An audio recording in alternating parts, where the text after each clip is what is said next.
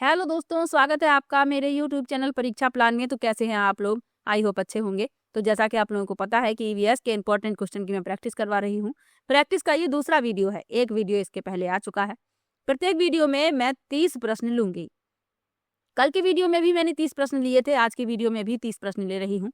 EVS के सभी previous year के क्वेश्चन मैं पहले ही कंप्लीट पढ़ा चुकी हूँ और अब मैं महत्वपूर्ण प्रश्नों की प्रैक्टिस करवा रही हूँ, लेकिन मैंने इसमें प्रीवियस ईयर के क्वेश्चन भी शामिल किए हैं। तो चलिए वीडियो को शुरू करते हैं। वीडियो देखने के बाद यदि आपको अच्छा लगे, हेल्पफुल लगे तो वीडियो को लाइक और शेयर कीजिएगा और यदि आप चैनल पर नए हैं तो चैनल को सब्सक्राइब कर लीजिए। हिंदी के सभी प्रीवियस ईयर के क्वेश्चन मैंने कंप्लीट पढ़ा दिए हैं, जूनियर और प्राइमरी दोनों के। और अब मैं इंपॉर्टेंट टॉपिक पढ़ा रही हूँ और इंपॉर्टेंट टॉपिक पढ़ाने के बाद उनके महत्वपूर्ण प्रश्नों की प्रैक्टिस भी करवा रही हूँ। तो आप लोग हिंदी की वीडियो जरूर देखिएगा। जूनियर प्राइमरी दोनों के लिए वो वीडियो उपयोगी है। सीडीपी के प्रीवियस ईयर के क्वेश्चन भी पढ़ा रही हूँ, तो आप लोग वो वीडियो भी देख सकते हैं। चलिए आज की वीडियो को शुरू करते हैं। वीडियो देखने के बाद यदि आपको अच्छा लगे, हेल्पफुल लगे तो वीडियो को लाइक और शेयर कीजिएगा और यदि आप चैनल पर नए हैं तो चैनल को सब्सक्राइब कर लीजिए। चलिए शुरू करते हैं। पहला प्रश्न दिया गया है, शिक्षक की सबसे बहुमूल्य निधि है उसकी। पहला है सेवा, दूसरा वेतन, तीसरा गर्व और चौथा है छात्रों का विश्वास। तो शिक्षक की सबसे बहुमूल्य निधि है छात्रों का विश्वास। डी विकल्प इसमें सही हो जाएगा। जिस तरीके से कुम्हार जो है मिट्टी को आकार देकर एक बर्तन बना देता है, उसी तरीके से शिक्षक जो है छात्रों के जीवन को आकार देता है। डी विकल्प इसमें आपका उत्तर है। चलिए आगे बढ़ते हैं। परिकल्पना को बार बार परीक्षण करने से गलत नहीं पाया जाता, तो वह है एक। पहला है सिद्धांत, दूसरा कानून, तीसरा खोज और चौथा है मूल संकल्पना। तो परिकल्पना को बार बार परीक्षण करने से गलत नहीं पाया जाता, तो वह एक सिद्धांत बन जाती है। पहला विकल्प इसमें आपका उत्तर हो जाएगा। चलिए आगे बढ़ते हैं, अगले प्रश्न पर चलते हैं। निम्नलिखित में से सबसे उपयुक्त शिक्षण विधि है। पहला है विचार गोष्ठी एवं सुर्तलेख, दूसरा है सुर्तलेख एवं दिया गया कार्य, तीसरा है विचार गोष्ठी एवं कार्य योजना और चौथा है व्याख्यान एवं सुर्तलेख। तो सबसे उपयुक्त शिक्षण विधि पूछी गई है, तो विचार गोष्ठी एवं कार्य योजना, सी विकल्प इसमें आपका उत्तर हो जाएगा। ये सबसे उपयुक्त शिक्षण विधि है। इस शिक्षण विधि में छात्र परस्पर विचारों का आदान प्रदान करके अपने ज्ञान की वृद्धि करते हैं। यह विधि शिक्षा के कृत्रिम वातावरण को समाप्त करने तथा शिक्षा को जीवन से संबंध स्थापित करने हेतु महत्वपूर्ण है। चलिए आगे बढ़ते हैं। निम्नलिखित में से ग्रीन हाउस गैस नहीं है। पहला है कार्बन डाइऑक्साइड, दूसरा है नाइट्रस ऑक्साइड, तीसरा है हीलियम और चौथा है मीथेन। तो ग्रीन हाउस गैसें जो होती हैं, ये वातावरण में तापमान को बढ़ा देती हैं और ये गर्मी का भी कारण बनती हैं। अब इसमें जो गैस ग्रीन हाउस गैस नहीं है वह बतानी है, तो हीलियम जो है ग्रीन हाउस गैस नहीं है, ये एक अक्रिय गैस का उदाहरण है, तो ये भी याद रखिए। चलिए आगे बढ़ते हैं। ध्वनि प्रदूषण का मापन किस इकाई द्वारा किया जाता है? पहला है जूल, दूसरा है डेसिबल, तीसरा है न्यूटन और चौथा है नैनो इकाई। तो ध्वनि प्रदूषण का मापन डेसिबल द्वारा किया जाता है। बी विकल्प इसमें आपका उत्तर हो जाएगा। चलिए आगे बढ़ते हैं। निम्न में से किस स्थलाकृति का निर्माण हिमानी द्वारा होता है? पहला है लैपिस, दूसरा है यू आकार की घाटी, तीसरा है वी आकार की घाटी और चौथा है जलप्रपात। तो किस स्थलाकृति का निर्माण हिमानी द्वारा हुआ है? तो यू आकार की घाटी का निर्माण हिमानी द्वारा होता है। बी विकल्प इसमें आपका उत्तर हो जाएगा। अपर्दन के कारण क्या होता है? इसके दोनों किनारे काफी समांतर एवं अंतोदर वाले ढाल बन जाते हैं।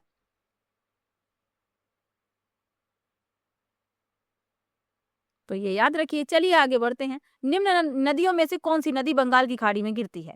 पहला है ताप्ती, दूसरा है सुवर्ण रेखा, तीसरा है नर्मदा और चौथा है सिंधु। तो जो सुवर्ण रेखा नदी है ये बंगाल की खाड़ी में गिरती है। सुवर्ण रेखा नदी जो है इसे स्वर्ण रेखा भी कहा जाता है। यह भारत के झारखंड राज्य में बहने वाली एक पहाड़ी नदी है, तो ये भी याद रखिएगा। और ये बालेश्वर नामक स्थान पर बंगाल की खाड़ी में गिरती है। और ताप्ती, नर्मदा और सिंधु ये अरब सागर में गिरती हैं, तो ये भी याद रखिए। चलिए आगे बढ़ते हैं। राकेश कक्षा 5 पर्यावरण विज्ञान शिक्षक द्वारा दिए गए कार्य को समय से प्रस्तुत नहीं करता, अतः सबसे उपयुक्त सुधारात्मक उपाय हो सकता है। पहला है प्रधानाध्यापक की जानकारी में लाना, दूसरा है खेल की कक्षा में जाने पर प्रतिबंध लगाना, तीसरा है उसकी अनियमितताओं के कारणों को जानकर उसे सही मार्गदर्शन देना और चौथा है उसकी अनियमितताओं की लिखित जानकारी माता पिता को देना। तो राकेश कक्षा 5 का छात्र है और दिए गए कार्य को समय से प्रस्तुत नहीं करता। आप एक शिक्षक हैं, तो एक शिक्षक होने के नाते सबसे पहले अनियमितताओं को जानना है, यानी इन अनियमितताओं का कारण क्या है, क्यों वह समय पर कार्य को प्रदर्शित नहीं कर पा रहा है। जब आप कारण को जान जाएं तो उसे सही मार्गदर्शन दें, तो सी विकल्प इसमें आपका उत्तर हो जाएगा। चलिए आगे बढ़ते हैं। मध्य प्रदेश का कौन सा शहर झीलों का शहर कहलाता है? पहला है भोपाल, दूसरा उज्जैन, तीसरा इंदौर और चौथा ग्वालियर। तो मध्य प्रदेश का जो भोपाल शहर है, जो मध्य प्रदेश की राजधानी भी है, ये झीलों का शहर कहलाता है। पहला विकल्प इसमें आपका उत्तर हो जाएगा। चलिए आगे बढ़ते हैं। निम्न में से कौन सा सागर यूरोप को अफ्रीका से अलग करता है? पहला है लाल सागर, दूसरा है काला सागर, तीसरा है अरब सागर और चौथा है भूमध्य सागर। तो भूमध्य सागर जो है ये यूरोप को अफ्रीका से अलग करता है। डी विकल्प इसमें आपका उत्तर हो जाएगा। भूमध्य सागर पृथ्वी का एक सागर है जो उत्तरी अफ्रीका, यूरोप, अनातोलिया तथा मध्य पूर्व के बीच स्थित है। इसका क्षेत्रफल लगभग 25 लाख वर्ग किलोमीटर है, जो भारत के क्षेत्रफल का लगभग 3/4 है। और यह अटलांटिक महासागर से जिब्राल्टर द्वारा जुड़ा है, तो ये भी याद रखिएगा। चलिए आगे बढ़ते हैं।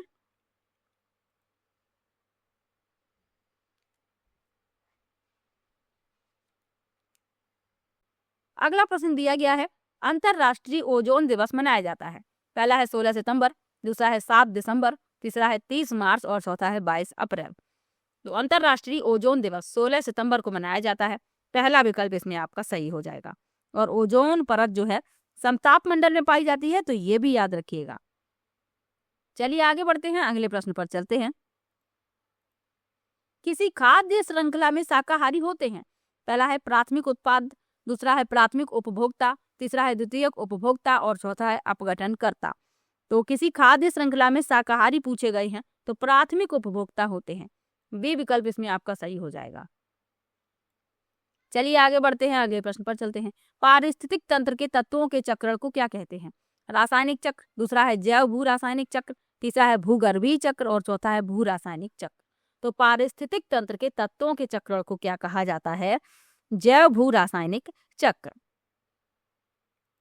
बी विकल्प इसमें आपका उत्तर हो जाएगा। चलिए आगे बढ़ते हैं। निम्नलिखित ईंधनों में से कौन सा न्यूनतम पर्यावरणीय प्रदूषण उत्पन्न करता है? पहला है डीजल, दूसरा है पेट्रोल, तीसरा है हाइड्रोजन और चौथा है कोयला।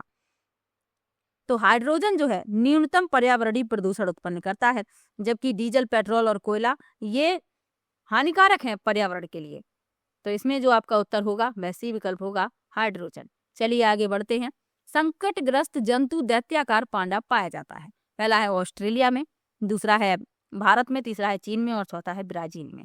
तो संकटग्रस्त जंतु दैत्याकार पांडा ये चीन में पाया जाता है। सी विकल्प इसमें आपका उत्तर हो जाएगा। चलिए आगे बढ़ते हैं। निम्नलिखित किस गैस के कारण भोपाल गैस त्रासदी हुई? इंपॉर्टेंट क्वेश्चन है, यूपी टेट में ये प्रश्न कई बार पूछा गया।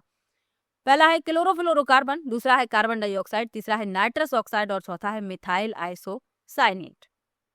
तो किस गैस के कारण भोपाल गैस त्रासदी हुई थी? तो वह गैस है मिथाइल आइसोसाइनेट। डी विकल्प इसमें आपका उत्तर हो जाएगा। भारत के मध्य प्रदेश राज्य के भोपाल शहर में 3 दिसंबर सन 1984 को एक भयानक औद्योगिक दुर्घटना हुई। इसे भोपाल गैस कांड या भोपाल गैस त्रासदी के नाम से जाना जाता है। भोपाल स्थित यूनियन कार्बाइड नामक कंपनी के एक कारखाने से एक जहरीली गैस का रिसाव हुआ, जिससे लगभग 15,000 से अधिक लोगों की जान चली गई।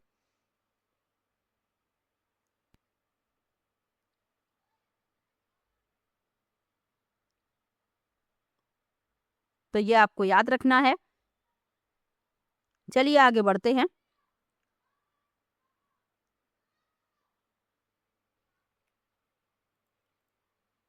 किस देश में क्रिसमस का त्योहार गर्मियों में मनाया जाता है? पहला है जापान, दूसरा भारत, तीसरा ऑस्ट्रेलिया और चौथा अमेरिका। तो किस देश में क्रिसमस का त्योहार गर्मियों में मनाया जाता है? तो वह है ऑस्ट्रेलिया। सी विकल्प इसमें आपका उत्तर हो जाएगा। ऑस्ट्रेलिया जो है दक्षिणी गोलार्ध में स्थित है और दिसंबर का महीना ऑस्ट्रेलिया में गर्मी का महीना होता है, तो ये भी याद रखिएगा। चलिए आगे बढ़ते हैं, अगले प्रश्न पर चलते हैं। गिर वन्य जीव अभ्यारण्य निम्न में से किस वन्य जीव का संरक्षण करता है? पहला है हाथी, दूसरा सांप, तीसरा गैंडा और चौथा शेर। तो गिर वन्य जीव अभ्यारण्य गुजरात राज्य में स्थित है और ये किसका संरक्षण करता है? ये शेर का संरक्षण करता है। डी विकल्प इसमें आपका उत्तर हो जाएगा। चलिए आगे बढ़ते हैं, अगले प्रश्न पर चलते हैं। निम्न में से कौन सी प्राकृतिक वनस्पति मरुस्थलीय प्रदेशों में पाई जाती है? पहला है महोगनी, दूसरा कैक्टस, तीसरा फर और चौथा चंदन। तो कौन सी वनस्पति मरुस्थलीय प्रदेशों में पाई जाती है? तो वह है कैक्टस। ये मरुस्थलीय प्रदेशों में आसानी से उग जाती है।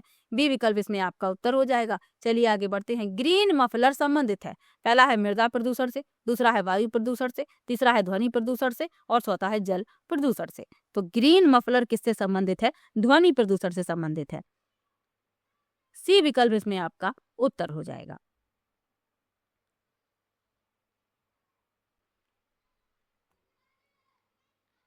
ग्रीन मफलर जो है अधिक आबादी वाले या ध्वनि प्रदूषण वाले क्षेत्र जैसे सड़कों के किनारे, औद्योगिक क्षेत्रों और राजमार्गों के आसपास के रिहायशी इलाकों में 4 से 6 पंक्तियों में वृक्षारोपण कर ध्वनि प्रदूषण को कम करने की एक तकनीक है, ताकि घने पेड़ ध्वनि प्रदूषण को कम कर सकें, क्योंकि पेड़ ध्वनि को अवशोषित करते हैं और नागरिकों तक पहुंचने से रोकते हैं। ध्वनि प्रदूषण को नियंत्रित करने वाले ये हरे पौधे ग्रीन मफलर कहलाते हैं। तो ये आपको याद रखना है। सी विकल्प इसमें आपका उत्तर है। अगला प्रश्न है, भू पारिस्थितिकी तंत्र में ऊर्जा का महत्वपूर्ण स्रोत है, पहला है सूर्य, दूसरा पृथ्वी, तीसरा चंद्रमा और चौथा शुक्र। तो ऊर्जा का महत्वपूर्ण स्रोत पूछा गया है तो वो सूर्य ही है। पहला विकल्प इसमें आपका उत्तर हो जाएगा। ऊर्जा का एक महत्वपूर्ण स्रोत क्या है? सूर्य है, और सूर्य एक तारा है, तो ये भी याद रखिएगा। चलिए आगे बढ़ते हैं। टाइटन किस ग्रह का प्राकृतिक उपग्रह है? पहला है वरुण, दूसरा बुध, तीसरा शनि और चौथा शुक्र। तो टाइटन जो है ये शनि का उपग्रह है, शनि का सबसे बड़ा उपग्रह है ये, तो ये भी याद रखिए। सी विकल्प इसमें आपका उत्तर हो जाएगा। शनि को छल्ले वाला ग्रह भी कहा जाता है क्योंकि इसके चारों ओर छल्ले हैं, तो ये भी याद रखिए। चलिए आगे बढ़ते हैं। निम्नलिखित में से कौन सी बायोडीजल की एक फसल है? पहला है कपास, दूसरा है जेट्रोफा, तीसरा है गन्ना और चौथा आलू। तो बायोडीजल की फसल पूछी गई है तो वह है जेट्रोफा। बी विकल्प इसमें आपका उत्तर हो जाएगा। चलिए आगे बढ़ते हैं, अगले प्रश्न पर चलते हैं। पर्यावरण संरक्षण अधिनियम किस वर्ष पारित हुआ? पहला है 1982, दूसरा 1986, तीसरा 1992 और चौथा है 1996। तो पर्यावरण संरक्षण अधिनियम 1986 में पारित हुआ। बी विकल्प इसमें आपका उत्तर है। चलिए आगे बढ़ते हैं। भूमंडलीय तापन का कारण है, पहला है हिमनदों में वृद्धि, दूसरा है कार्बन डाइऑक्साइड में वृद्धि, तीसरा है कार्बन डाइऑक्साइड में कमी और चौथा है वनों में वृद्धि। तो भूमंडलीय तापन का कारण पूछा जा रहा है, तो भूमंडलीय तापन का कारण है कार्बन डाइऑक्साइड में वृद्धि। बी विकल्प इसमें आपका उत्तर होगा। अगला प्रश्न है, निम्नलिखित में से किसमें सर्वाधिक जैव विविधता पाई जाती है? पहला है शीतोष्ण पर्णपाती वन बायोम, दूसरा है उष्ण कटिबंधीय सदाबहार वर्षा वन बायोम, तीसरा है शीतोष्ण घास प्रदेश बायोम और चौथा है सवाना बायोम। तो किसमें सर्वाधिक जैव विविधता पाई जाती है? उष्ण कटिबंधीय सदाबहार वर्षा वन बायोम। बी विकल्प इसमें आपका उत्तर हो जाएगा। चलिए आगे बढ़ते हैं। निम्न में से किस मृदा का निर्माण लावा द्वारा होता है? पहला है लाल मिट्टी, दूसरा है काली मिट्टी, तीसरा है जलोढ़ मिट्टी और चौथा है लैटेराइट मिट्टी। तो किस मृदा का निर्माण लावा द्वारा होता है ये पूछा जा रहा है। तो लावा द्वारा निर्माण होता है काली मिट्टी का। बी विकल्प इसमें आपका उत्तर होगा। चलिए आगे बढ़ते हैं। वायुमंडल में कौन सी परत प्रकाश की परावैंगनी किरणों को पृथ्वी की सतह पर आने से रोकती है? पहला है समताप मंडल, दूसरा है क्षोभ मंडल, तीसरा है आयन मंडल और चौथा है मध्य मंडल। तो समताप मंडल है, इसी में पाई जाती है ओजोन परत जो परावैंगनी किरणों को पृथ्वी की सतह पर आने से रोकती है। तो इसमें आपका पहला विकल्प उत्तर होगा। और समताप मंडल में ही हवाई जहाज उड़ाए जाते हैं, क्योंकि ये जो परत है ये मौसम संबंधी सभी घटनाओं से मुक्त होती है। मौसम संबंधी सभी घटनाएं क्षोभ मंडल में संपन्न होती हैं, तो ये भी याद रखिएगा। चलिए आगे बढ़ते हैं। गंगा एक्शन प्लान को लाने का उद्देश्य निम्नलिखित में से किस सुधार हेतु है? पहला है जल की गुणवत्ता, दूसरा है जल का वेग, तीसरा है जल की प्रचुरता और चौथा है जल का तापमान। तो इसमें आपका पहला विकल्प सही होगा, जल की गुणवत्ता, वाटर क्वालिटी। चलिए आगे बढ़ते हैं। आखिरी प्रश्न, निम्नलिखित में से कौन सा वृक्ष जैविक कीटनाशक का उत्पादक है? पहला है नीम, दूसरा देवदार, तीसरा चीड़ और चौथा ओक। तो नीम जो है जैविक कीटनाशक का उत्पादक है, तो ये भी याद आपको रखना है। नीम की पत्तियां चबाने से रक्त शोधन होता है, त्वचा विकार रहित और कांतिवान होती है। इसके अतिरिक्त नीम की छाल का लेप सभी प्रकार के चर्म रोगों और घावों के निवारण में सहायक होता है। और नीम की जो लकड़ी होती है उसकी दातून की जाती है, इससे दांत मजबूत बनते हैं, दांतों में कीड़ा नहीं लगता है। तो जैविक कीटनाशक का उत्पादक है नीम। पहला विकल्प इसमें आपका उत्तर हो जाएगा। तो 30 प्रश्न मैं प्रत्येक वीडियो में ले रही हूँ। 30 में से आपके कितने प्रश्न सही होते हैं ये आप कमेंट बॉक्स में जरूर बताएंगे, और वीडियो कैसा लगा ये भी कमेंट में जरूर बताएंगे। और किसी भी प्रश्न में आपको डाउट हो तो आप कमेंट बॉक्स में लिखिएगा, मैं सभी का कमेंट पढ़ती हूँ, सभी को रिप्लाई भी देती हूँ। चलिए मिलते हैं नेक्स्ट वीडियो में, तब तक के लिए बाय बाय।